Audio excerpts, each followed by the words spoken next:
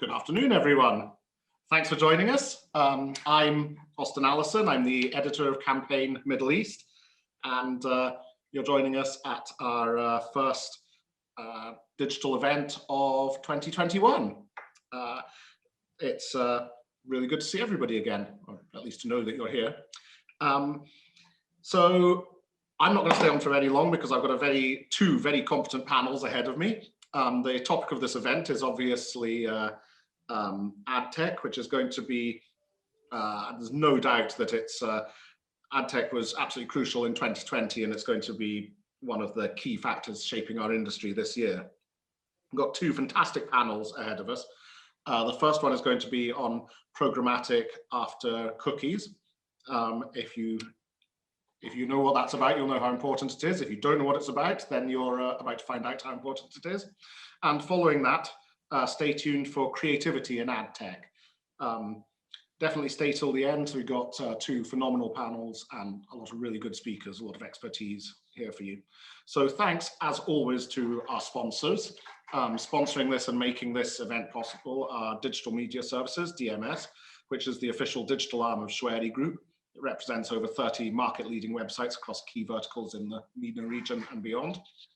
MMP, or MMP Worldwide, is a leading premium global programmatic marketplace provider serving the MENA region and beyond with innovative tech solutions designed to make an impact.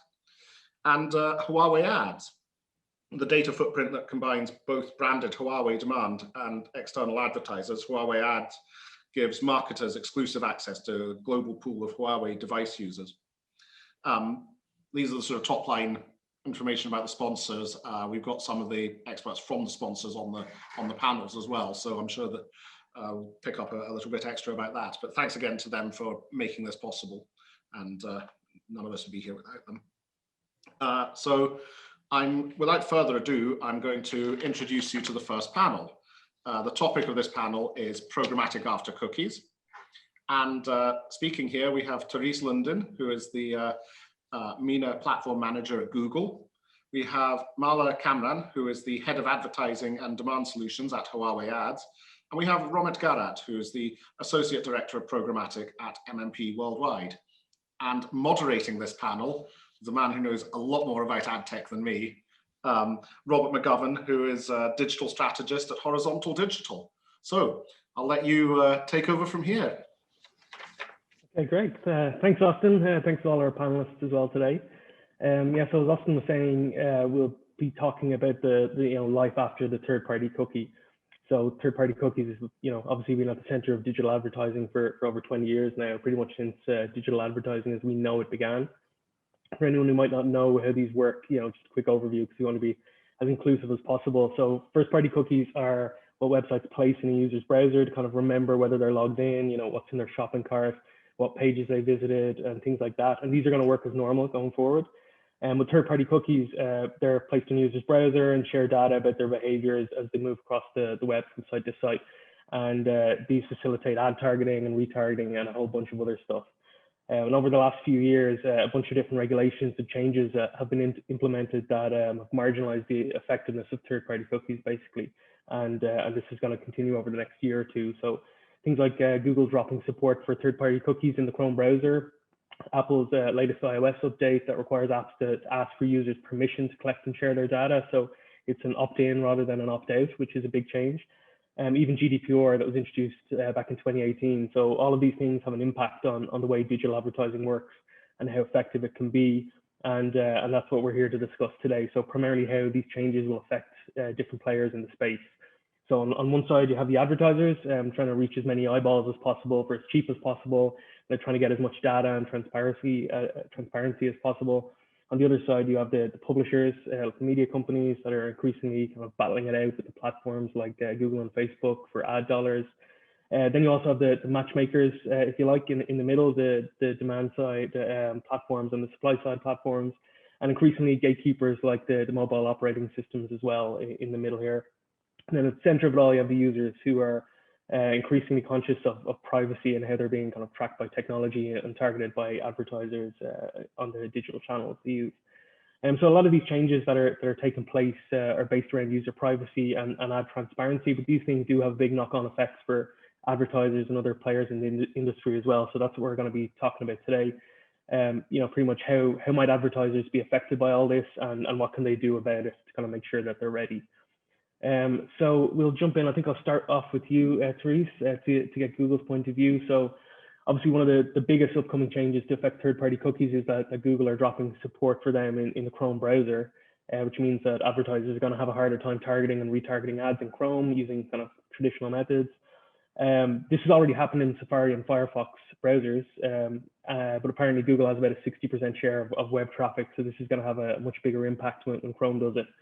And as an alternative to the third-party cookies, Google's introducing a privacy sandbox, as they say, that will focus on more kind of interest-based targeting as opposed to using a unique mobile ID. So Therese, I know a lot of the technicalities how this is going to work haven't been kind of set in stone yet. But can you give us a broad overview of what the privacy sandbox is and how it will work for advertisers? Yeah, so basically, from the beginning, the Privacy Sandbox has been an open initiative where we've we've worked with the broader web community to design and implement new privacy-preserving technology with the intention of, preserving the vitality and sustainability of the open web. As you already mentioned, a lot of this is, still work in progress. But what the Privacy Sandbox essentially aims to do is to create these kind of privacy-preserving and open standard mechanisms that will support the ad-supported web ecosystem, while at the same time meeting user expectations in terms of privacy and choice, and also, or specifically, I should say, addressing points along the lines of how to measure and report audiences, fraud prevention, and anti-fingerprinting. You mentioned the interest-based audiences, so that's something that's one of the concrete solutions that is in development now. It's called, it's a bit of a mouthful, but it's a Federated Learning of Cohorts, or FLoC as it's abbreviated. Yeah. And this is basically a new way for businesses to reach people and still make sure that they're serving relevant content to users by, instead of focusing on personalization and unique users, it's targeting cohorts instead. So the user's privacy is essentially protected by the crowd. We've at the end of last year, after testing out the FLoC solution, we've done some experiments, and the results that we've found is that the kind of accuracy of these audiences seems to be at least 95% in terms of conversion per dollar in comparison to the cookie-based solutions. So yeah, so that's as far as makes sense, I know, though, right? Like the fact that it's interest-based targeting, actually, rather than a unique mobile ID, if it's around demographics or certain user behavior, interest-based targeting has been kind of shown to be really effective in other areas as well. So it might not be surprising, but yeah, it's good to see. So how have you been kind of communicating this to advertisers, or how have advertisers kind of embraced this so far, or what stage is that at the moment? No, so we're not quite there yet. The last I know is that we're aiming to release it in March, and then obviously we'll be working with the ecosystem to test as much as possible and get feedback on the performance and so on, so that we can continue to develop the solutions. Yeah.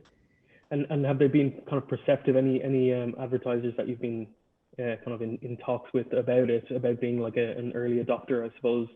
Have they kind of embraced it, or what type of feedback have you been getting from them, or is it too early to say yet? Yeah, it's a little bit too early to say. I think come March we should have a better idea of the feedback we'll get from the market. Okay. And what, when you say kind of interest-based or the cohorts, what type of stuff do you mean? Do you have like an example or something like that where it's around a certain industry, or a certain type of cohorts, like sports fans, or beer drinkers, or whatever? Yeah, so it's kind of it clusters the behavior of users in interest groups um, or behavioral groups, and says, okay, these people who behave in roughly the same way, they seem to be generally interested in, for example, sports or whatever it may be. Yeah. Is it kind of in a way like the Facebook with the audiences, the kind of interest-based targeting, that you target somebody who likes, using sports, because I'm a bit of a sports nut, but you target sports fans, or football fans, or whatever, it could be gamers or anything like that? I haven't, like, because it's still early days, I haven't seen the full spectrum of what kind of audiences we are making available through this. But the idea is basically to cluster these users according to the behavior, and kind of cluster a larger segment of similar behavior. Okay, great. Yeah, I think that's a nice kind of overview of the privacy sandbox, and kind of the an insight into the pivot from cohorts and interest-based stuff, as opposed to kind of unique mobile IDs. So I think we can jump on to Romit now, and get a kind of insight from the kind of matchmaker point of view, as I said earlier. So so you guys and your clients have been, and kind of will be, impacted by a lot of these changes. And it's something that's kind of been said, that many of these updates might end up benefiting the big guys, that control these platforms and have the end user relationship. So, like Google for people that use the Chrome browser, or Apple for people that are iPhone users that use the iOS operating system. Even on the publisher side, so with large publishers like New York Times and Washington Post and Vox, that have the resources and have built out these impressive proprietary first-party ad platforms, and that those guys are in a kind of strong position for this. So my question to you is kind of, how has MMP Worldwide kind of adapted to these changes and managed to kind of work and benefit from them? And how are you helping your clients to navigate these changes too? All right. So to start with, like, when initially the news came out that the third-party cookies were not going to continue anymore, there was a lot of confusion in this industry. Everyone was trying to think what's going to be the solution or what's going to happen next, and a lot of them were reliant or maybe dependent on big parties to to provide a proper solution.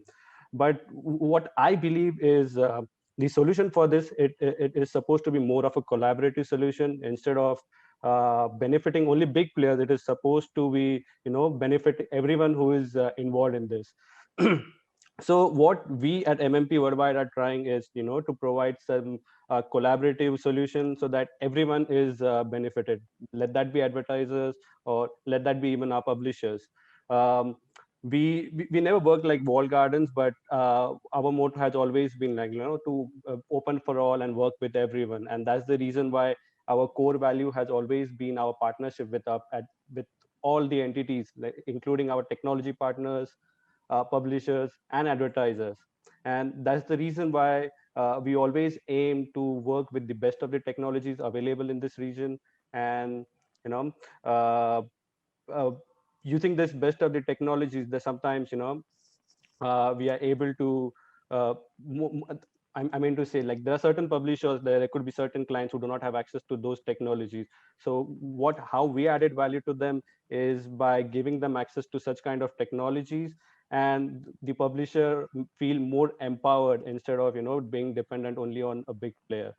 So how we are doing this right now is we are working with our technology partners like Lotame, and Lotame has allowed us to capture data in full capacity without even use of a single cookie. So what we are doing right now on a priority is to improve our match rate by using people-based graphing IDs. And with the help of graphing IDs and machine learning, we are able to identify different digital interaction of a user, and we are trying to map them into one single user ID. So with the help, like these single user IDs, these can be accessed both through SSP as well as through our DSPs, which means we can run both direct as well as programmatic campaigns, or else for advertiser, they can have access to our first party data. And we could run some data driven campaigns for them. What we are also working toward is to have more and more strategic partnership with like strategic partnership in the sense of data sharing, so that along with our first party data, we also have a rich third party data, and we add more value to the data which we'll be offering to the advertisers. And what we also started is, we are insisting our advertisers more and more to test the impact of cookie-less campaigns. Basically, what we're trying or asking them is to run a campaign on a direct whitelist. So basically, we are offering them a whitelist, we're offering them the first party data, and we are asking them to measure the impact, how it is impacting the current scenario when they're targeting the on the mass or maybe mass audiences, and so that they are prepared and well aware of how it is going to affect them. And how is that? I mean, have you got kind of results for that? How these kind of cookieless campaigns have performed against the cookie campaigns, or what have you kind of seen from that? In terms of performance, what we noticed is, like, yes, the number, the reach, what we are able to attend at the mass targeting versus the reach at the whitelist is definitely the scalability is different. But in terms of performance, it depends on the kind or the type of the nature what we are focusing on. Sometimes we have seen that it has been performing better, as well as sometimes there has been scenarios when the performance is almost equal as well. But the most of the scenarios right now, what we have come across is it has the performance is almost equal to what they are looking at with the mass targeting. Just the only difference is the number of reach and number of users what they are able to attend or achieve earlier. That was much more higher. Yeah. So it's just harder to kind of get in front of as many people. Yeah, fair enough, and that's the reason why. Yeah, so only to tackle the specific solution, what we are trying to do is have multiple out-of-box solution, or maybe multiple offerings to the client, so that they're able to reach as many users as possible. We are also trying to work towards few native solution, like native programmatic solution, which would be available through contextual ad targeting, and which could be basically bought through programmatic leads. So that's how we, that's how we're trying to adapt to this current situation to provide, a solution not just for the publishers, but as well as to our advertisers. Yeah, so I guess both of those two parties kind of are impacted differently by these changes. You got the advertisers on one side and publishers on the other. They're both kind of being thrown into this kind of new system. But that's encouraging to see that the results are kind of are not being impacted, in a negative way. And have you seen any of the clients that were involved in these kind of cookieless campaigns? What were their kind of takeaways from it? Are they happy with it, or are they kind of going to embrace this kind of cookieless world? Because I think I like to think of all of these changes from the advertiser's perspective. What are they or how are they adapting to this, or what is their outlook? Is it a positive outlook, or are they kind of worried? What's your general kind of hearing back from them? What we're hearing the most is, like, they are trying different scenarios, and they're trying different options. Yes, the change is something definitely going to happen. Everyone is prepared for it. Everyone is trying to understand what they need to do next. But what we are trying to tell the advertisers is, unless and until we are collecting the users or collecting the information who are willingly trying to share the information, and if we are collecting the data ethically, that means we are preparing for the longer run, and that means we are well prepared, and on a long run we'll be doing perfect.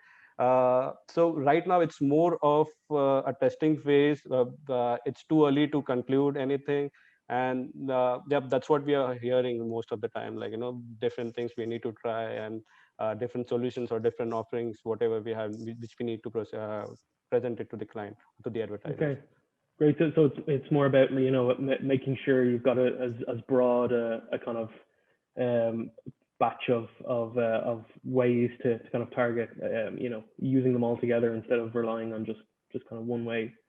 Sure. Okay, yeah, that's great. Thanks, Roman. I think I'll jump on to Mala now from Huawei Ads. So hi Mala, Welcome. Hello. So you guys are kind of relatively new on the scene, and maybe some people might not know kind of what you guys do. So can you please tell us a little bit about Huawei Ads, what you guys do, what solutions you offer, and kind of how this fits into the whole ecosystem, in particular considering these latest changes? Sure. Thank you, Robert. So as you said, we're relatively new. I'm sure a lot of people don't know that Huawei Ads exists. It's an exciting time. We launched the business early last year. So we've pretty much entered the scene into a very, lots of chaos happening as soon as we entered the ad business. With all of, I'm hearing cookie apocalypse, ID apocalypse, and not to mention we're not talking about COVID. So that's something no one predicted. But it's an exciting time. It's a new ad tech business, and our main, Huawei Ads, what it is at the core, a mobile device ecosystem.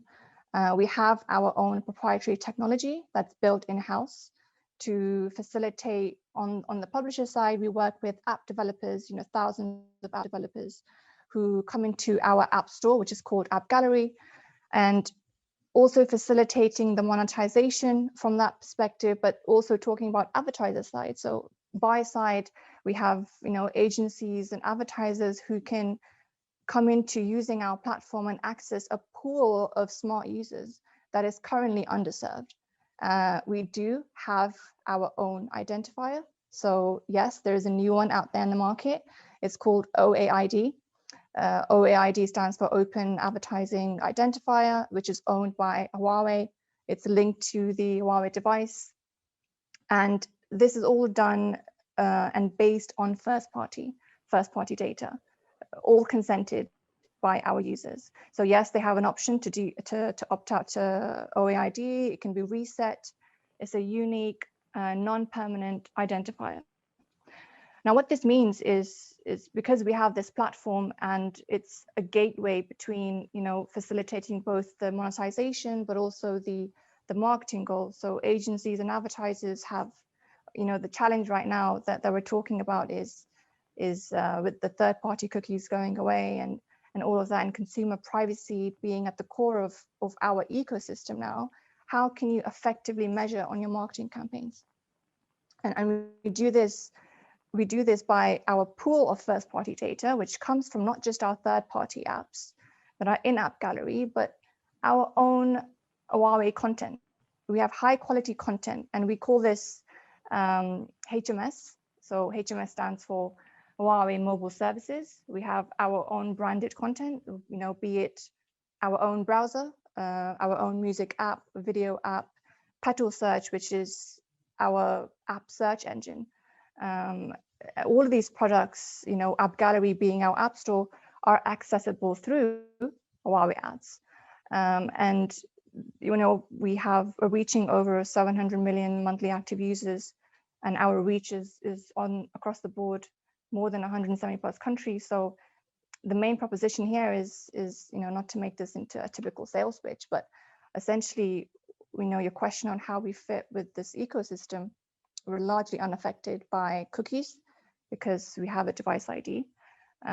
With the gateway of millions of smart users that are constantly, they're very loyal and engaged with our devices, is a pool of users that advertisers can tap into. And that's pretty much, in a nutshell, what Huawei Ads is as a business and how we enrich to scale that, especially this year. Wow, so 700 million users, quite a lot across Globally, 75 countries. And what type of users is the kind of breakdown, in the region, for example, would you guys have? Yeah, I mean, there is a breakdown. This is on a global scale. This is our reach for Huawei Ads. But more importantly, without going into intricate details, it's a gateway and an untapped inventory, I would say untapped territory of users that if advertisers are worried about not accessing users right now and measuring against them effectively for a return on ad spend, because that is the most important factor for advertisers. It's scale. So it's scale, but also measuring the campaigns effectively. How can you determine that a campaign that just run for a mobile marketer is, measured against, and also they have their KPIs against this, and really highly driven performance goals. And we at Huawei Ads do this through our platform, but also the always on attention that we give to our clients to ensure that these goals are being met. Okay, so yeah, I think that fits in really well in the whole kind of, like the user privacy on one side and the ad transparency on the other side.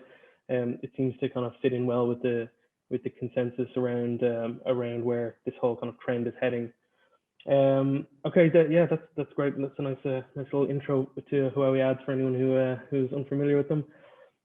So I think, yeah, we've kind of touched on one point with each of you guys. So I'm going to kind of open it up a bit now to a couple of other questions. So these can kind of be posed to all of you guys, but I can jump in at the end.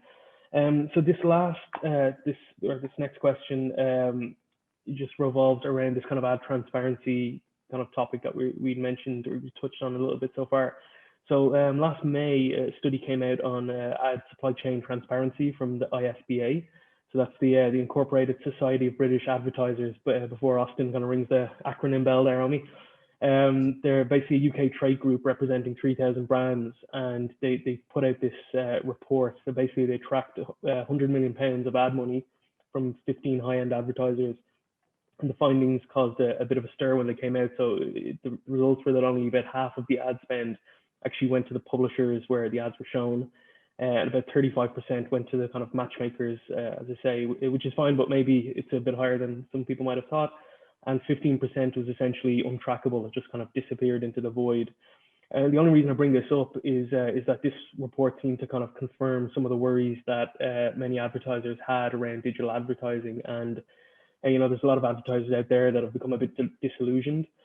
So seeing as a lot of these changes have been done in the name of, as I said, UK user privacy on one side, but also ad transparency on the other side, my question is, what would you say to advertisers to persuade them that these changes are actually going to improve the state of the advertising ecosystem? So I'll ask this to all you guys, but maybe we'll start off with Therese. Yeah, so I think that especially because a lot of these changes that are happening are in response to what users actually want and need. These changes are in a way a big opportunity for advertisers and publishers who are very keen to become a privacy first business. I think if they're serious about developing privacy-proof solutions and focusing on first-party data and all of this, I think they have a very good position to, on the one hand, respond to the needs of the users, and also build a business that will thrive in a privacy-first ecosystem. Okay, great, and I think that you're saying it's kind of an opportunity for advertisers to maybe not go down that route of. I know that from a user point of view, I know that there's a bit of a pushback, when you go onto a website and you might be shopping for, a top or something, and suddenly you see it kind of, retargeting you kind of across the web as you bounce around, and sometimes there's a bit of a pushback from that. So I know that's just basic retargeting, but I suppose, users are now becoming more aware of and conscious of these kind of methods that might seem, I don't know, a little intrusive, I suppose. So that these new changes might be a way for advertisers to kind of embrace that kind of non-intrusive side of advertising, I guess. Yeah, I just want to add in here as well. I agree with Therese's point. In general, there's just awareness, that's come around for consumer privacy. But this is not new, is what I would say. Is we've been talking about since Gdpr and also now CCPA has come along past few years. Cookies, I think it's very important to clear that we're talking about third-party cookies. If we're talking about cookies that have been deprecated, they were never a great technology. Cookies are an outdated piece of technology.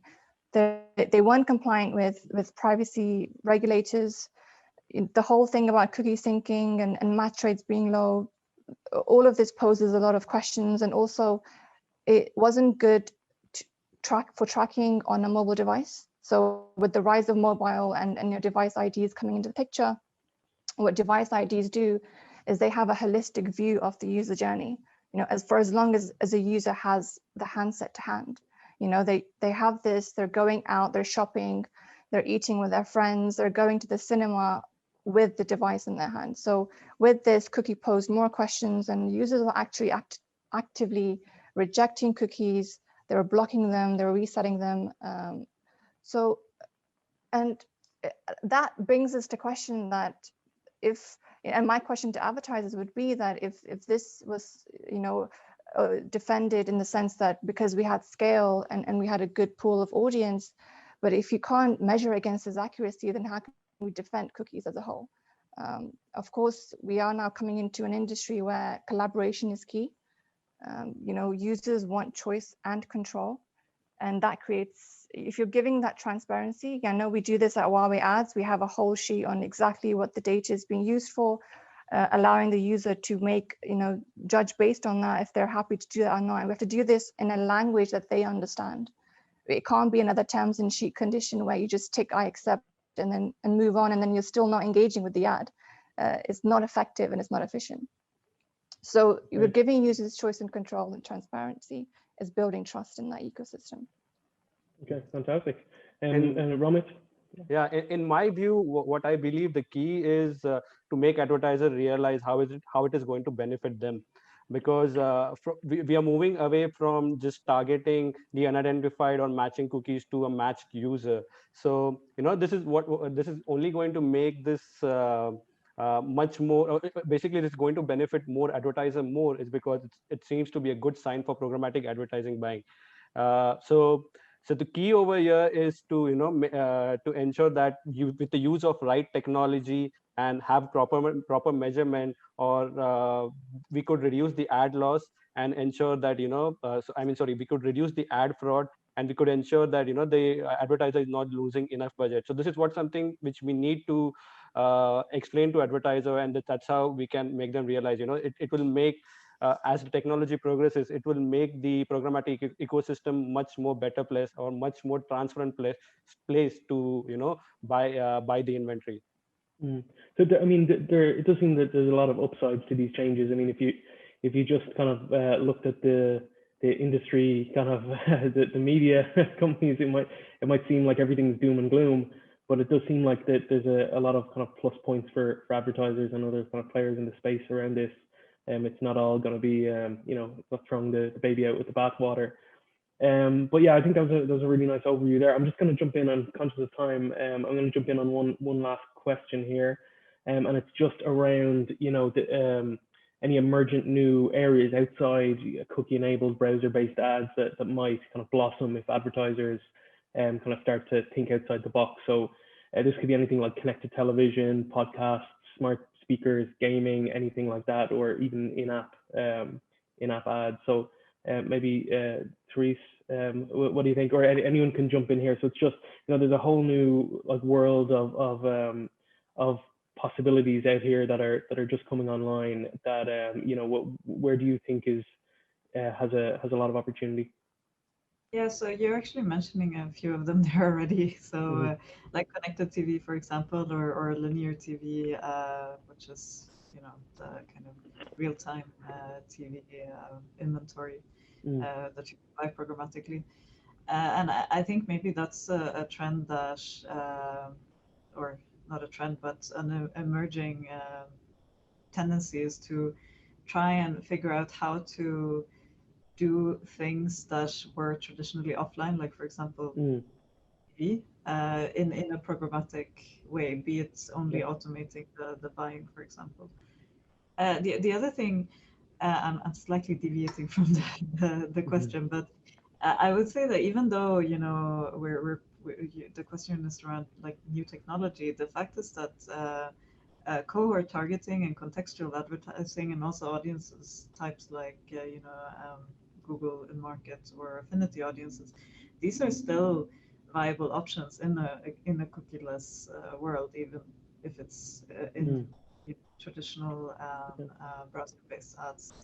But yeah, I think linear TV and connected TV and these kinds of inventories definitely the opportunity to thrive. So it's essentially the same type of concept behind it, whether it's interest-based targeting, no matter what channel it's on, whether it's an ad that pops up in the middle of your kind of digital TV watching or in a podcast or whatever, and the same kind of concept behind it. Okay, great. So Mala, did you? Yeah, I was going to say that the Internet of Things actually is what we're doing at Huawei. The idea that, traditionally when we were going back in time, the laptop or the PC came first, then the laptops, and then we moved on to basically adjusting that into a mobile device. And what we're doing at Huawei is the 1+8+N strategy. What that means is that you start off with your phone because that's the predominant or primary device that the user is using. Then we're branching out into, we call it the secondary portal. So the Internet of Things just means connecting your phone to your laptop, to your speakers, and then the Internet of Things, maybe your phone to your, vacuum, and you start hoovering with your phone. I don't know. So this is the expansion of what we're thinking, and gaming is a big industry as well. With COVID-19 coming, it threw mobile into high gear for the gaming industry, and it has a very obvious value chain, value exchange assigned to that, and that's rewarded video. Show me an ad, okay, I'll watch an ad and I've got a life back. So lots of different options and opportunities, and now is the time for advertisers to start exploring them, not relying on one technology, and really make sure that they're holding on to their first party data. Okay, fantastic. And Romit, I'm just conscious of time here. Romit, did you have anything to? Yeah, I believe I believe we covered most of the things where we're going to see the traction going toward. Definitely, advertisers would look into certain different options initially when there will be change happening. But what I'm seeing, the focus more towards is it will always remain to buy focus, or to buy everything on programmatically. So what I think is audio ad is something which would definitely we could focus more on, or besides audio ad, what I also believe is in-gaming ad is something which might also we might see coming in this region. These are the two things which I can think of. Besides that, I believe advertiser might also shift his focus from the regular in-banner ads and the video to the rich media, or maybe out of the box solution, wherein they'll be able to show some personalized ads to on the right content to the right user on the right time. Okay, fantastic. So yeah, it seems like there's a lot of opportunity here, a lot of kind of food for thought for advertisers to kind of think of going forward. And I'm just looking at the time here, and I'm sure Austin is just in the wings, waiting to come in and kind of hook us all off. So yeah, thanks to everybody here who jumped in on this panel, and I think we can maybe switch over to the next panel. Thanks a lot for that. You're right, I was waiting in the wings, but with some regret, I'm afraid, because I felt that this is a fascinating story, a fascinating conversation. I think that in many ways you touched on a lot of things, but there's obviously a lot more to say about it. Luckily, yeah, I saw that there were some questions coming up, and obviously we don't have time for questions, but do reach out to the speakers individually. And also, this is partly a plug for myself and partly to put you guys on the spot. Keep an eye on Campaign Middle East, because I'm totally going to be getting you guys to write more for me. Robert's written, and certainly we've had input from some of the rest of you as well. So yeah, do keep watching that, because this is a conversation that is not limited just to my four panelists that we've heard, but one that's going to keep going over the rest of the year. So thank you very much for that. And yes, we've now got, so that was Robert McGovern, digital strategist at Horizontal Digital, who was moderating the panel, with Therese Lundin, who is from MENA platform, who is MENA platform manager at Google, Mala Kamran, who's head of advertising and demand solutions at Huawei Ads, and Romit Garhat, who's associate director of programmatic at MMP Worldwide. All, as I say, I've got pages of notes and a lot of things, a lot of very interesting stuff there. I really liked how you looked at the sort of general, but you also touched on specific technologies, whether that's within your own sort of solutions or whether it's sort of wider things that are. So I think there was a lot there to take away, and do. I'm going to put you guys on the spot and ask you to keep writing for me and contributing. So thank you very much indeed. And we're now, the second panel is coming in, and it will be just as interesting. It's going to be on creativity in Adtech. And I would try to sort of explain the details of this, but I've got 4 people here who are much, much better at doing that than me. So I'd like you just to welcome Ryan Garner, who is the Performance Director at Starcom, Daniel Young, who is the Yield, Inventory and Programmatic Director at DMS, Digital Media Solutions, and Beverly, is Beverly around yet? Beverly De Cruz will be, speak of the devil, hello Beverly. Beverly De Cruz, who is the Chief Brand Officer for Pizza Hut Middle East, Africa and Turkey. This is a great panel. It's going to be moderated by Mona Hassani, who's the Strategy Director of Wunderman Thompson, Dubai. So we've got a really good, wide sort of spectrum of expertise and insights here to look at creativity in Adtech. And I'm taking up far too much of your time. You've got much better things to say. So over to you, Mona. Thanks, Austin, and thank you all for joining us in today's session. It will be good to talk about creativity, Adtech, and the future of our industry. The world of communication and media is an ever-changing world. New technologies, trends, and new behaviors keep driving innovation. And after a year like no other, it wouldn't be different. So I want to kick off with a contextual topic around the pandemic before we move into ad technologies and data.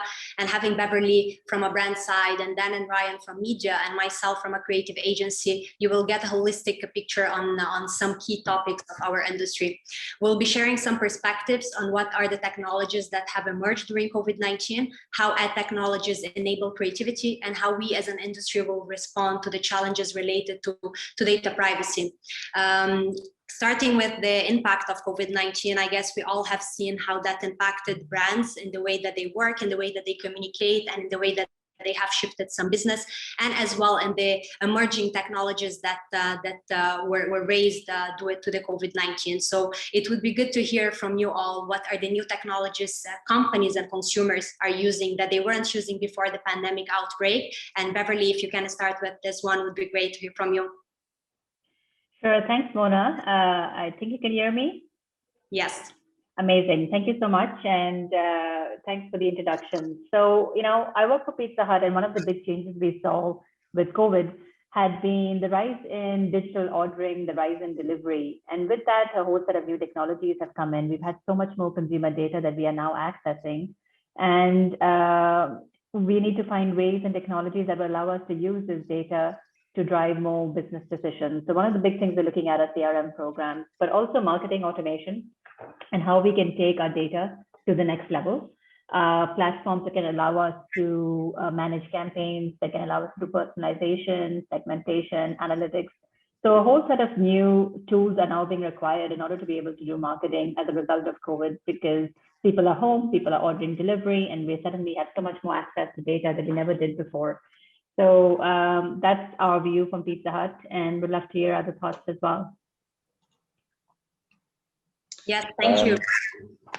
Yeah, cool. Thanks, Beverly. Hi, everyone. Yeah, so from an advertising perspective, I think during the pandemic, we saw a podcast boom. Programmatic audio increased massively from an uptake from a client perspective.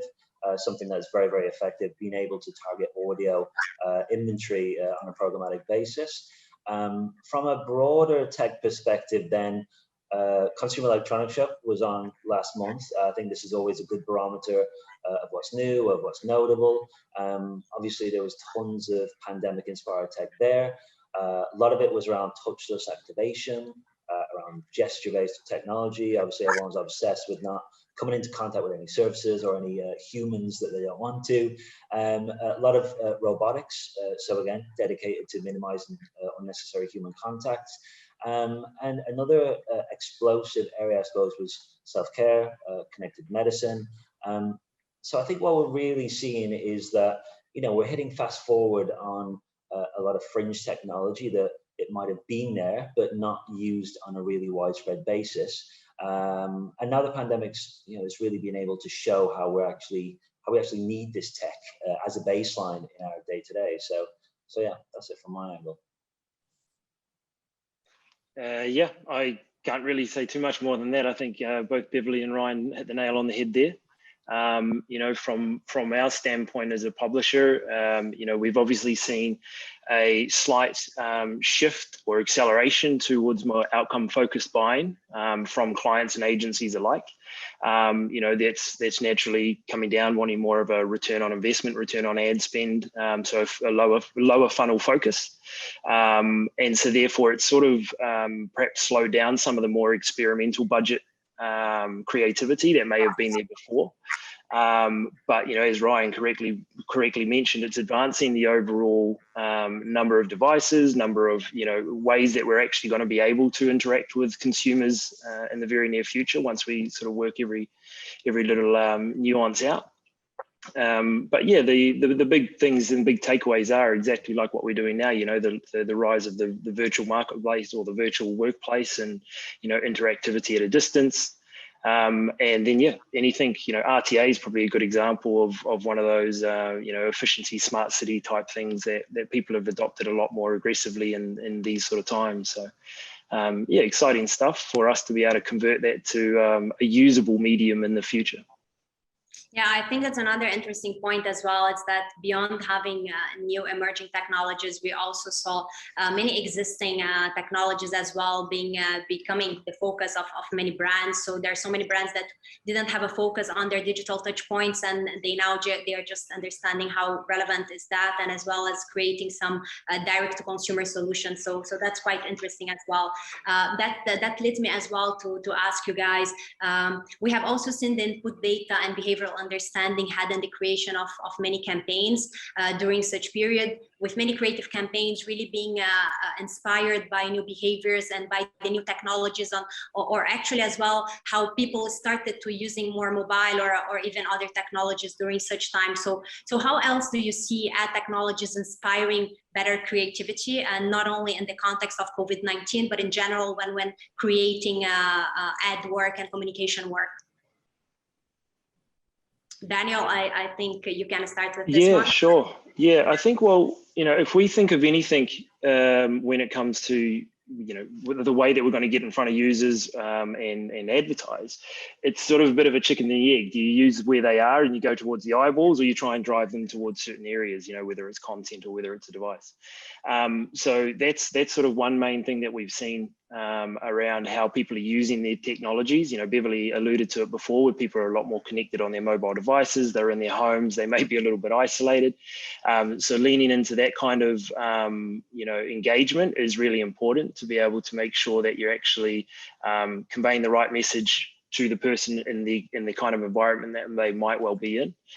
So there's been some really cool use cases around, you know, sort of AR, VR type stuff, where people are able to be a bit more immersive in a sort of mobile device, using functionalities that may not have been as prevalent previously, and kind of tapping into the fact that, you know, everyone's sort of sitting around at home, at least for some period of time, and so you can increase that storytelling function with something that's beyond a gimmick. You know, audio is also there because the consumption of those mediums have been much higher, and you're able to really leverage a storytelling function when you're using something beyond just imagery. And again, you're sort of talking to, you know, pretty much a full share of the air type of arrangement there. So that's where, you know, we've been quite lucky there and successful with the likes of Ungami there, with audio really taking off and having a boom, yeah. But it also, you know, with everyone else in this sort of certain struggle, you know, brands and that are able to tailor their messaging to common experiences, something that everyone can relate to, so that they're actually may not be as personalized as they may have once been, but they're actually tapping into the emotional appeal that others are actually experiencing, and we are all experiencing. And that's where I think, again, the shareability comes into everything, whether it's tying in a single user on a single device, or tying in the shareability of what people are actually experiencing in other areas, you know, whether it's an outdoor campaign that was executed really well that then, you know, gets legs and a second life in the way that people are able to, you know, surface that elsewhere. It can have a wider and deeper impact on anything. So I think those are all avenues that have been pretty interesting over the last little while. Sure. Yeah, so I can add to that, Mona. I think when you break it down, like there's a lot of tech in place for us to take inspiration from. Like you mentioned it yourself, the smartphone has been at the center of the latest kind of ad tech capabilities. And now what we see is like ad campaign creative activated through very real interactions. Obviously, we saw the making of TikTok pretty much throughout the pandemic. You know, with a mobile, you're able to generate more tangible, more interactive experiences, more memorable experiences. So, you know, whether it's taking part in a dance, whether it's blowing into the microphone, which I saw with Narcos do with the Netflix campaign, shaking the phone, swiping, using head movement recognition, blinking. I saw a campaign where people are chewing into the camera. It's all possible. It's all being done. Like Dan mentioned, augmented reality, incredible for clothing, for cosmetics, super important during COVID times as well, when people can't get out to the shops like they used to be able to. I think, you know, not just COVID, but rich media in general over the last 2 years, you know, it's come so far. Like one campaign big time stands out for me, and that's IKEA absolutely nailing it with an ad that users could actually assemble themselves. And if they did it, they got their hands on a discount. So for me, you know, there's a lot of tech there to inspire. I think, you know, brands need to be a bit braver. They need to take a bit more of a leap sometimes. And I think tech needs to become a bigger part of how campaigns are constructed from the beginning. So, you know, we need to remove any siloed campaign development. I think we need to make sure that client, creative, and media, they're all talking from the very beginning. And this way, smart creative can be very much in tune with ad tech capabilities. And essentially, you're designing key campaign elements around the technology. So you're not missing out on these creative opportunities that in most cases, they can't be retrofitted back to the tech once you have an established concept. And that's what happens on so many occasions where you have a silo where the client's working with the creative, then they go to media, and you know, you do miss certain opportunities that from the beginning you could take advantage from. So I think a workflow change could make a huge difference to inspire bigger, better campaigns that more people are going to talk about. Yeah, I think that that's quite interesting when we talk about formats and technologies, but I also think that a way to start inspiring better creative work, and I'm interested in looking forward to see how behavioral technologies might guide the better creative concepts to be brought to life. So how actually understanding behavioral, and as you mentioned, how people interact with different touch points, how we can actually make sure that this is part of the initial thinking of every project, and I'm quite interested to see how behavioral technologies and the studies around that will help as well to deliver on better work. And talking as well about data and actually studying the process from the beginning, I think that one interesting question, and at least for me a very relevant one coming from the strategy department, is around data, and I believe that might help most people in advertising and as well marketeers. We know that in the past years, and especially in the past year with COVID-19, the amount of data that we are having access, the amount of reports, studies, and numbers around consumer behavior, consumption, and so on, we have been having access to more data than ever before. So it's quite interesting to see how we will also be navigating this world, considering that our industry, it's a very much data-driven industry. So I wanted to ask from you as well, in a world where we have so much consumer data available, how can we leverage that in an efficient way to inspire better creative work? And Daniel, if you can start with this one again. Yeah, sure. So I think obviously there's been a lot of data around there for a long time, and as you rightly pointed out, it's sort of ever increasing to the point where it's essentially a commodity, right? The reality is, though, is data, no matter how much of it you have, is completely useless if you're not segmenting and using it in the right way. If you're not able to make heads or tails of the data that you've got, you might as well just be, looking at circles in the sand. So that's where obviously the correct investment in not only the technologies, but in the human capital to be able to make sense of the data that is there, and making sure that you're using it to answer the questions, or to open the doors and essentially make more informed decisions. If you're using the data to bring more confusion to the whole scheme of things, it's often you're going to end up in a bit of a downward spiral, because you're just going to keep digging and digging and digging, and you'll never be able to make a decision. If you're keeping central to what your overall goal is, whether it's what you're trying to achieve in terms of a campaign objective in the short or long term, if you're using the data to fuel that decision-making process, then you can be more informed and actually come out with more actionable insights and activities. So, the best way to do that is, as I said, invest in the right teams, invest in the right people, invest in the right technologies, so that you can actually bring that, huge volume of data into really actionable nuggets that are going to help you make a better decision, that are then going to help you, make use of the different components that are all important in the actual, life cycle of getting a brand message to the right user, and then to undertake the right activities afterwards, which is exactly what Ryan was highlighting before around, getting the creativity into the conversation earlier. There's been sort of situations where creativity is essentially an afterthought. The plan's already been done, and then it's just a bolt-on, or regurgitating the same stuff and expecting different results.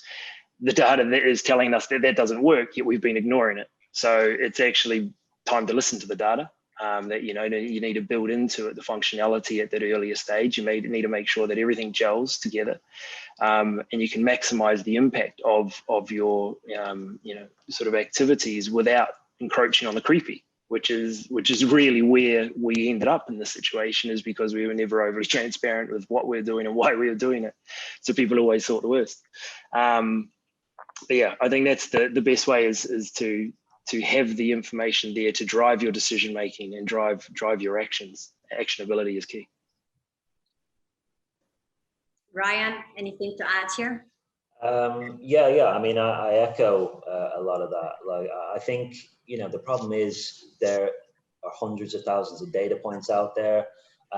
So trying to efficiently conceptualize and match creative is a massive challenge, right? So obviously we've got dynamic creative, which means, we can automatically generate thousands of different ad combinations, which that has just changed the face of display advertising and how it's performed and how it's delivered over the last few years. But even in that, there still has to be a human element when it comes to devising the decision tree, selecting the content, selecting the creative messaging, and all that can be overwhelming because of the amount of data. So tackling this efficiently, it's a big task for any brand, for any product owner, for any creative.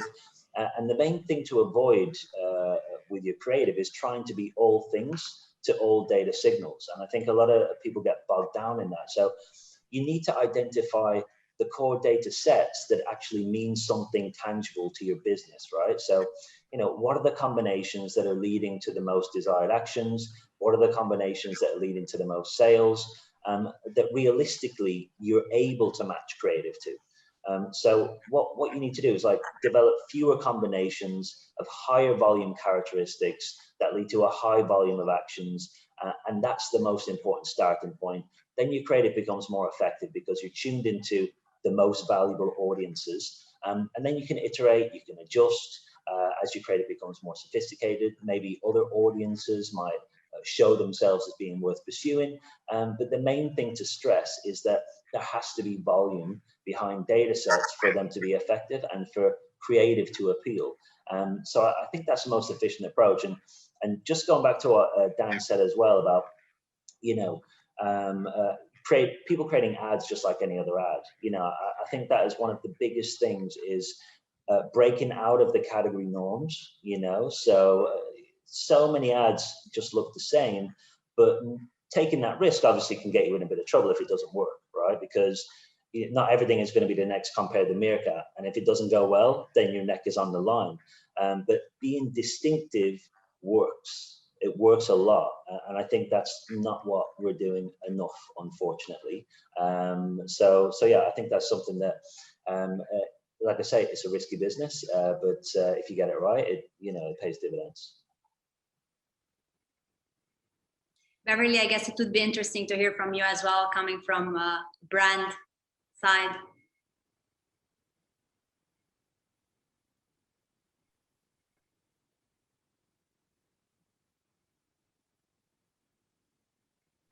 Sorry, that mute button was not getting access.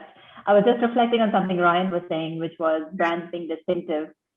Something we talk about at Pizza Hut is about being read, and we call it being relevant, being easy, and being distinctive. And if your work is not distinctive enough, you're not going to cut through. And we use a lot of data to kind of create distinctive work. I love how you said Meerkat, Ryan. That was kind of the reference I'd given my agency once to say, that's the type of distinctive work we want. You either want to love it or you hate it. There's no middle ground on creative work. And the way we use data to determine creative work, we've gotten pretty smart. And I love how you say, get the data before you do the creative. That's hard. And as brand people, we always write these amazing creative briefs, and then we go find the media. And it's really hard to switch it around to say what media channels and then do the creative based on that. But that's something my team and I have begun to do. And our partners like Google and YouTube have been really helpful in this space. So for example, one of my creative campaigns, we started with YouTube and we started with Google, and we said, what are our top 10 search queries? What do people look for when they look at our brand? And based on what they were looking for, that was a great guide to say where our creative work had to go. There was a whole piece about, we don't think your ingredients are real. We don't think what happens in your kitchen. For example, you use fresh dough. That gave us so many insights on where our creative had to go. And YouTube has been amazing, where as soon as our agency writes a creative idea, before we even go into shooting it, we take it to YouTube and say, is this going to have any chance for succeeding on your platform? And they co-create with us, which has been amazing. And then back to thinking about data. I mean, yes, we're talking about creative, but with so many sources of data, our marketing can get so predictive today. You can almost predict what consumers want from an innovation perspective, or what consumers want from, in terms of value, or what they want in terms of tech. And we do innovation in all areas, tech innovation, food innovation, and you can almost predict what consumers want by looking at how they buy today. So we are leveraging all the data we can. And I talked about a bit of automation in the beginning. How can we leverage this data to create systems that we can then read in order to determine what our future innovation pipeline looks like, not just advertising, but other meaningful things in the business as well. So, I'm super excited about what the future holds, where data guides our behavior. Previously, it used to be what I would like, or what my team likes, or what the partners that we're creating work for like. But creating work that's based in data gives you a better chance for success moving forward. Yeah, and I think, Ryan, you said something very interesting. You still need the human element and thinking to actually translate this data into something relevant. Here at Wunderman Thompson, we do actually have a department only of data. I think that this is quite the future. We're gonna start seeing more data analysts, data scientists incorporated into the strategy department and even into the agencies. But as well, another thing that it won't change. It's the human thinking and the impact that humans have on how they translate this data. So one thing that you're saying is that brands quite communicate the same, and that's because all of them are being data driven. They're all looking at the same data, and they are all translating the data in the same way, because they all get the same results from their reports. And here it's when we really need the human touch and the human creativity to come to life. So one example that I can give you, it's Burger King. It's one of our brands, and when everyone was aware and knowing that everyone was facing a pay cut here in the region, no one actually delivered or catered anything based on that. And Burger King, when they created their app, when we were launching their app, we actually created as well a discount that was equivalent to their pay cut, to their salary cut. So that's a way of using data in a beyond way of just knowing that people are facing such challenge and communicating in an empathetic way, but also creating something relevant for them. So I do believe that to be distinctive, you still need the creative thinking behind the data and using this data in a smart way. So that's quite interesting as well. Like what you said, I mean, there's going to be similarities in how people read the data and translate that data. That is valid, but there's one of the main aspects is like, okay, with category ads looking the same is that people are reticent to take risks as well, you know, so they don't really want to stick their neck on the line and be responsible for this crazy idea that didn't work. So that it's one of the most difficult relationships or tasks to undertake, you know, so that's why things like, obviously you don't want to keep going on about Compare the Meerkat, you know, there's tons of other stuff like what Snickers did and things like that, but yeah, I mean, these are just brilliant ideas, but very risky because, you know, if they backfire, you know, like people probably are going to get fired. So that's the whole problem where if you're in a boardroom and you're going through a selection of ads and you're thinking, okay, well, if this looks like all the other ads in the category, well, you know, what's the problem? You know, but the problem is you're not going to stand out. You know, you're not going to be memorable. You're not going to get that engagement with the audience. And it's just another ad. And that's it basically. So yeah, it's a very difficult tightrope to walk, you know, so it's understandable when you do get ads that do look the same, but yeah, that's just the way it is. And I think that as well, in contrast to all this data that we are having access to, and as I mentioned, more than ever before, having so much data, we are as well facing new challenges related to data privacy. So we know that data privacy are becoming increasingly important, and that might as well impact the way that we create personalized communication, the way that we target our audience. One recent example that might impact the creative work is the recent announcement of Google plans to phase out third-party cookies in Chrome. So what will cookieless targeting mean for our campaign effectiveness, and what are the data privacy challenges we might experience now and in the near future that might impact personalized creativity as well? And Ryan, if you can start with this one. Yeah, sure. So obviously that announcement from Google, whenever it was, 6 weeks ago or something like that, added a lot of hysteria to the debate. You know, mainly it comes because the market share is just so vast from Chrome. April 2020, with Safari, you know, announced the same thing. You've got Firefox that did the exact same thing in 2019. Fewer people kind of spoke out, and I think, you know, one thing that's prepared us for this change is the introduction of GDPR back in 2018, and this was the European data protection shakeup, which already put the spotlight on third-party data in a very intensive way. So, like I say, it kind of prepared not just Europe, but the world for a big shift in data targeting. So with GDPR, you've got data ownership, consent, being a data controller, being a data processor. There's loads of different levels of liability, loads of different levels of complexity. And that meant that, you know, we embarked on cleaning this data landscape up. And what that led to, and is, you know, leading to around the globe, is first-party data becoming the most secure data with the least liability. And data partnerships then, which use first-party data from other entities, becomes vital for scaling audiences, for scaling opportunities. So in essence, second-party data partnerships will be the core of kind of taking strides forward. And publishers and display partners over the last 2 to 3 years have made, you know, a lot of gains and made a lot of progress in new data collection methods.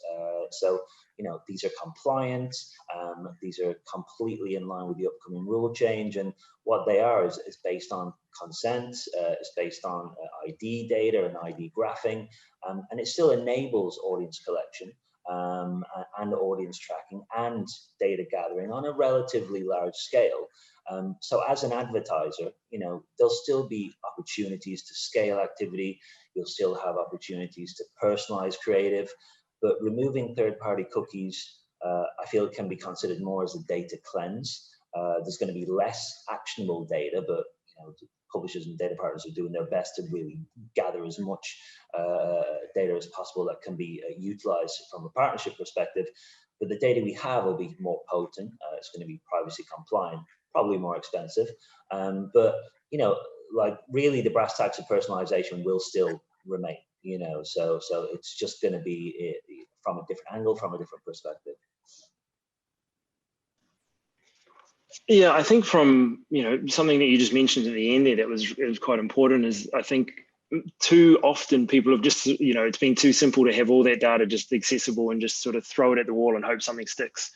when it's going to be a little more in short supply, it might be more expensive, it's going to be more valuable. There's going to be more thought that goes into it. So then it comes back down into the actual overall construction of what you're trying to achieve is going to be more of, sort of front and center.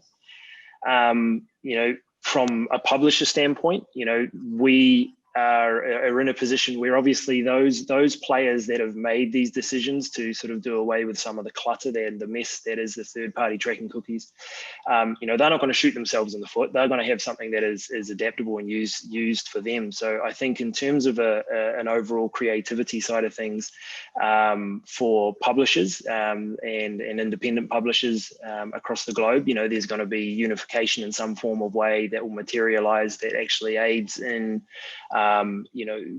advertisers being able to navigate those environments as impactfully and as effectively as they can, perhaps those that are more off the shelf. And one of those ways is around the strengthening of first-party partnerships for publishers, individual and as a group, and portfolios like ourselves. And that will be, as I said, we investments in data scientists and teams and technologies that are able to do that. People are a lot more focused on that stuff than myself. But leveraging, both first-party deterministic data and then obviously their sort of second-party partnerships or even probabilistic data is still going to be there to actually strengthen up those coffers as it would be of actionable insights.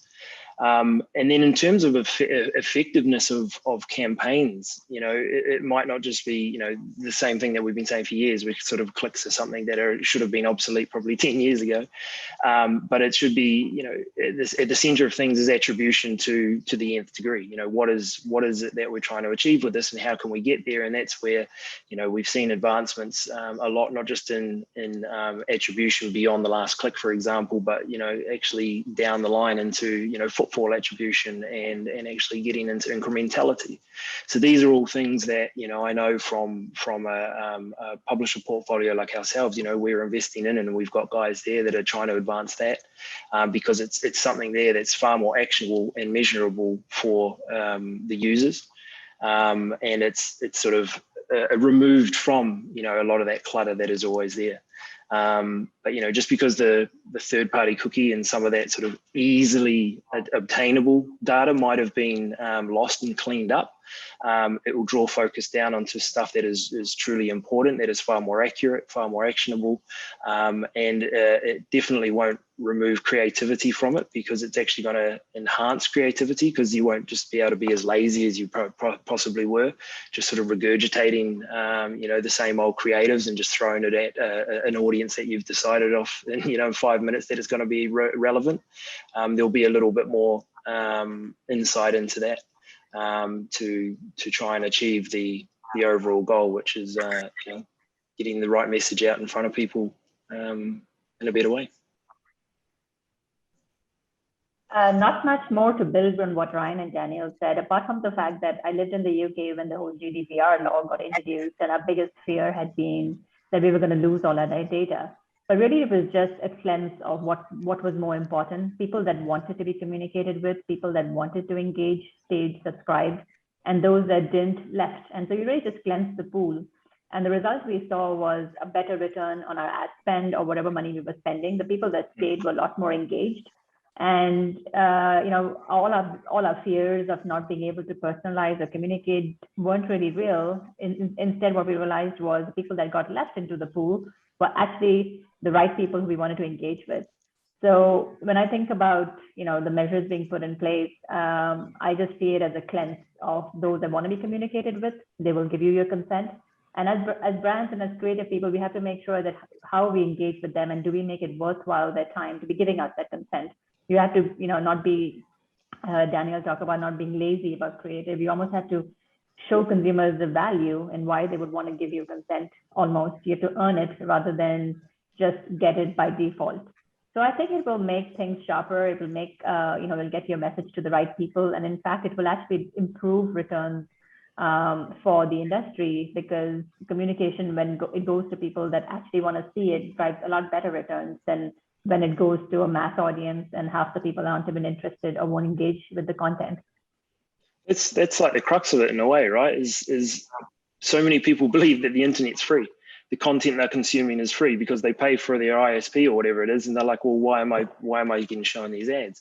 So it will come down to a value exchange. You know, I'm willing to give you my data, you know, at some extent of what that may well mean, in exchange for seeing content that is, you know, professionally curated and actually accurate and just not a bunch of crap that someone is created and made up, you know. So they will realize that, and then it will become down to it. People will opt in and see it. You know, there was years ago, you could even play around with that when you just switched off your cookies and you started to see really irrelevant ads. You know, as a user experience, that's not that great either. So most people, if they go back to that and start seeing stuff that is just completely nonsensical to them, they will probably then start to go, well, why am I seeing this? They'll investigate a little more, and then that's where they might make that choice of, well, I'm willing to pass this level of data in exchange for, you know, that level of sort of targeting. And that will be on a sliding scale, and it will evolve as it gets you know, more easy to opt in and opt out, and yeah. Be good. Yeah, I think that's what you said. It's exactly how we see that happening as well. I think that will even improve creativity. It will even improve the consumer journey, because consumers will be willing to share their data if used to improve their purchase and experience, their overall experience. That's what we can see from data, from reports, and even from data that we have analyzed. So brands that are able to really prove that they will be creating relevant content or improving the overall journey will continue to conquer consumers' trust, and I do agree that will also improve the overall creative experience and work that will create. So getting to the end of our session, I want to ask you, what are you most excited about in the coming year? I would be happy to hear from all of you for this question. Yeah, I can go first. I think, you know, there's so many things I'm excited about. I think the new world of tech is unfolding, and you know, as a food brand, I've seen that.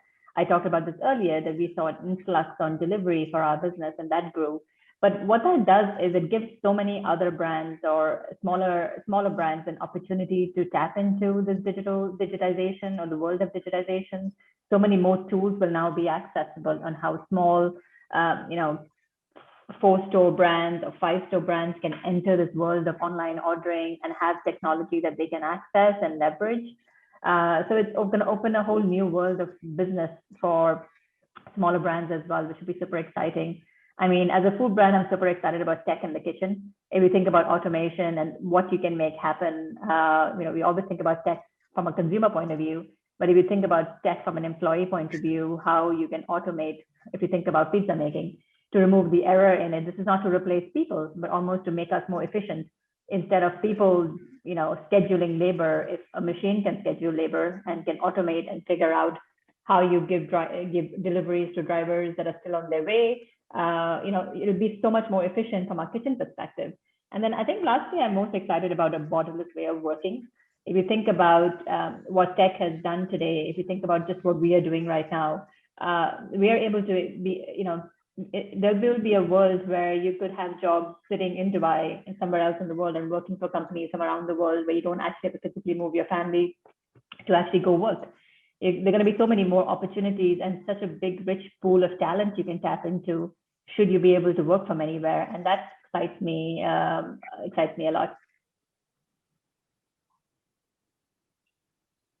Yeah, I think for the next while, you know, if we're talking about from a media standpoint, and that it's going to be, you know, doing what we've probably had accessible to us for a while, but just doing it better. You know, the sort of old, you know, walk before you run type thing is something that we don't need to jump on it just because it's new and shiny, but we can probably master what we've already had for a while, and then use these new technologies as enablers to sort of take off a lot of that heavy lifting off ourselves and increase the efficiency and effectiveness. So that's always going to be exciting from a you know, sort of media usage and spending standpoint. As I highlighted earlier, you know, seeing the proliferation of the likes of you know, AR, VR is going to be quite interesting, using the functionalities that we have, and then tying it together with those other mediums. You know, obviously audio is something we've spoken about, increasing in usage through this sort of time, which is great, but then anything in isolation is always going to struggle, and so therefore it's tying these together and using the technologies that that we have to be able to get that storytelling message to the users across multiple mediums and sort of interactivities, appropriate to the device. And then on a wider scheme of things, I think just seeing more and more of the sort of contactless, ways of doing things, whether it's, the smarter cities, whether it's, contactless payments, interactivity with any of those kind of things. Even, the drone deliveries and things like that Amazon are talking about and everything like that. It's an interesting sort of concept to think about, because naturally it's going to open up a lot of other doors and opportunities to maybe we'll see flying outdoors ads in no time. So watch the space. Yeah. No, I think well, one part of CES as well was car technology. Like there's going to be huge changes on like car interiors, displays, again bringing in kind of gesture-based tech as well. In the region, I think like Vision 2030 in Saudi, like building mega projects like cities from the ground up in 2021 or 2025 or whatever, harnessing Internet of Things, AI, carbonless tech, all these different technological approaches that, and also learning from everything that's happened over the last year and beyond. That's going to be really interesting, to see what utopian city can actually look like when it's built in, this century and the upcoming decade, say. So yeah, from my perspective, like that's going to be an interesting angle to keep tabs on. Yeah, I think that all that you guys just covered, it sounds very interesting. When looking into the advertising world and when getting to my own perspective on how that how creative work can become better in the coming year, I'm really interested to see how behavioral data and real data can actually improve creative outcome in order to understand where actually people are looking at in our communication, where our logo, which tone of voice we should use, and actually improve our communication through new technologies. Something that it's not really new, but something that I'm quite looking forward to see implemented. So with that, we have reached to the end of our panel. So thank you so much for everyone. And please do reach out to any of us in the panel today in case you have any questions. Over to you, Austin. Thank you so much, guys. Again, there were some questions coming in there, and I'd encourage everybody to, we didn't have time for questions, so I'd encourage everybody to reach out to our speakers. You guys are fairly easy to find, track down on social media. In case anybody didn't jot it down at first, that was thank you very much to Ryan Garner, who's the Performance Director at Starcom, to Daniel Young, the Yield Inventory and Programmatic Director at DMS, to Beverly De Cruz, the Chief Brand Officer at Pizza Hut Middle East, Africa and Turkey, and to our moderator, Mona Hassani, who's the Strategy Director at Wunderman Thompson, Dubai. Thanks a lot for that. That was a really interesting panel. I think that all sorts running through it, but one of the things that I took out of it was the sort of narrative that it was interesting. Daniel sort of started off with some quite controversial things, saying in a way that maybe ads will become less personalized and also perhaps a little less creepy. But saying it's, and then Ryan was talking about how it can be dangerous to sort of go out on a limb with creativity. But I really liked Beverly's RED principle of relevant, easy, and distinctive. And then Mona brought in some good examples of like the work that you've done for Burger King. So I think that it looks like as we move forwards, as Adtech sort of and creative, as Adtech develops, it looks like marketers, guys like yourselves, will be making the data have slightly less data. Maybe you'll be making it work a lot harder, which will only make for better ads, and that you'll be using to sort of drive up more consent, and you'll get better engaged consumers. So I think that's a really interesting narrative. I do encourage anybody who's interested in this to reach out to you guys, and also to keep following Campaign Middle East at our website, the magazine, podcasts, webinars like this. And hopefully I can twist some of your arms to write for me again. I know that you've all got more to be said than we could get into that. So also at Campaign, we've got a couple of reports coming up on Ramadan and on Saudi Arabia. So I know that that's going to be a real hot topic at the moment. So do keep following us. And I'd advise everybody to sign up to our newsletters, at least skim them when they come in, because it'll also tell you not only what's going on the website and the magazine, but also how to get involved. So Well, thanks again, guys. And also thanks once more to our sponsors, Digital Media Services, DMS, MMP Worldwide, and Huawei Ads. You heard from, not only did they make this possible by supporting us, but they also, you heard some phenomenal expertise that came in on some of the panels there. So I don't think there's much more to say, except thank you once again. I think this has been an absolutely fantastic start to the year. We talked about some really interesting stuff between the two panels. I think that we've probably got the conversation started at just the right time at the start of the year, and hopefully this will get everybody thinking, get everybody talking, and sort of raise the bar a little bit throughout the industry. So I thank you very much indeed, and look forward to seeing you all again soon and seeing you at our next event. Thanks, guys. Cheers. Thank you. Take care.